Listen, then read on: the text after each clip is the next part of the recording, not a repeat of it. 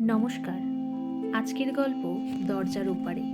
কলমে সন্দীপ, কণ্ঠে পূজা। দুপুরের রোদটা সেদিন অদ্ভুত রকমের রাগী ছিল। মে মাসের শেষের দিক। রাস্তাঘাট যেন আগুন ছুঁয়ে আছে। ফ্যান চালিয়েও ঘরে স্বস্তি মিলছিল না। ঠিক তখনই দরজার ডাক। ধূপকাঠি নেবেন দিদিভাই? বিরক্তিটা যেন আগে থেকেই জমেছিল। গরম, ঘাম, কাজের চাপ সব মিলিয়ে মাথা আমার ঠিক ছিল না। দরজা খুলে দেখি মাঝবয়সী একজন ভদ্রলোক। হালকা পাতলা শরীর, মলিন জামা আর কাঁধে ঝোলা। মুখে বিনীত হাসি, কিন্তু চোখে অদ্ভুত এক ক্লান্তি। না না, কিছু লাগবে না, যান এখান থেকে। কথাটা একটু বেশি কড়া হয়ে গিয়েছিল।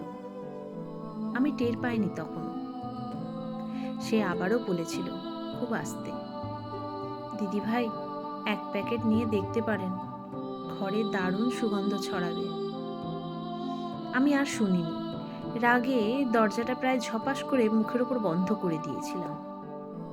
দরজার এপারে আমি, দরজার ওপারে সে। সব শেষ।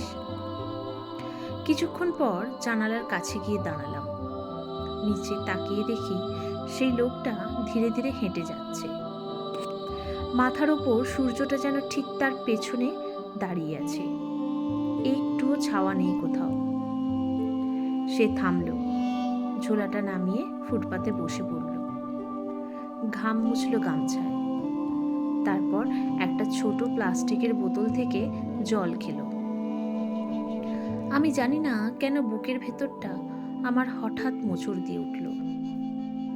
কেন যেন মনে পড়ে গেল আমার বাবার মুখটা। ছোটবেলায় বাবাও রোদে পুড়ে পুড়ে কাজ করতেন। বাড়ি ফিরে মুখে একটাই কথা, আজ রোজগারটা কম হলো রে মা। আমি তখন বুঝতাম না, কিন্তু আজ বুঝি। দরজা বন্ধ করার পর হঠাৎ মনে হলো সে লোকটা আসলে কি চেয়েছিল। আমার বাড়ি? না। আমার টাকা? হ্যাঁ, কিন্তু তার চেয়েও বেশি আমার একটু সহানুভূতি। আমি এক প্যাকেট ধূপকাঠি নিলেই বা কি এমন ক্ষতি হতো? 10টা টাকা তো মাত্র দাম, এক কাপ চায়ের দামের সমান। কিন্তু আমি তাকে তাড়িয়ে দিয়েছি। মানুষটাকে না, তার দারিদ্রতাটাকে। চোখটা হঠাৎ জ্বালা করতে লাগলো। মনে হলো সে যদি আজ একটা ধূপকাঠিও বিক্রি করতে না পারে, তার বাড়িতে নিশ্চয়ই কেউ অপেক্ষা করছে।